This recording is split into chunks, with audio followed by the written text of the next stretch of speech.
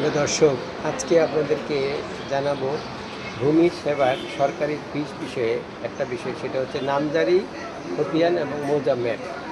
এখানে দেখেন লেখা আছে যে ভূমি সেবায় সরকারি ফিস, নামজারি ফিস অর্থাৎ কোর্ট ফিস, দরখাস্তের সঙ্গে একটা কোর্ট ফিস দিতে হয়।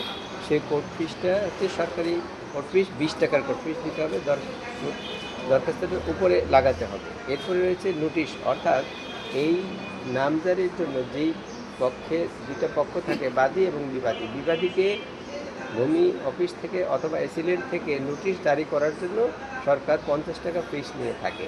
এছাড়া রেকর্ড সংশোধন বা হালনাগাদ, যেটাকে আরেক ভাষায় বলা যায় যে হস্তান্তর ফিস, অর্থাৎ হস্তান্তর ফিস মানে আমার জমি আরেকজনকে আমি হস্তান্তর করছি, এর জন্য এই হস্তান্তর বাবদ সরকার ফিস নিচ্ছে 1000 টাকা। এবং এই নামজারি প্রক্রিয়া শেষ হওয়ার পর এখানে যে খতিয়ানটি সরবরাহ করা হয়, যিনি নামজারি করেছেন তার এই খতিয়ানের জন্য 100 টাকা ফিস নেওয়া হয়। তাহলে এই দাঁড়াচ্ছে নামজারির জন্য সরকারি মূল খরচটা হচ্ছে 1170 টাকা।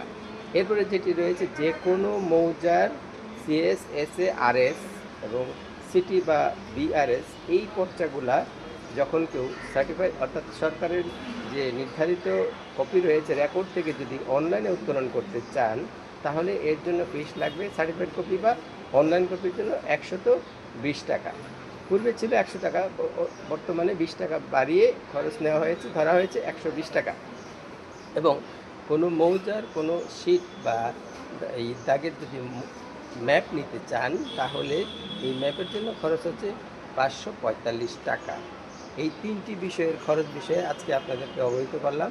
1 নম্বর হচ্ছে নামজারি, যেটির মোট ফিস 1170 টাকা, খতিয়ান অথবা পর্চার অনলাইন বা সার্টিফাইড কপির জন্য 120 টাকা, আর হচ্ছে মৌজা ম্যাপের জন্য 545 টাকা। এতক্ষণ সাথে থাকার জন্য আপনাদের সবাইকে ধন্যবাদ জানাচ্ছি।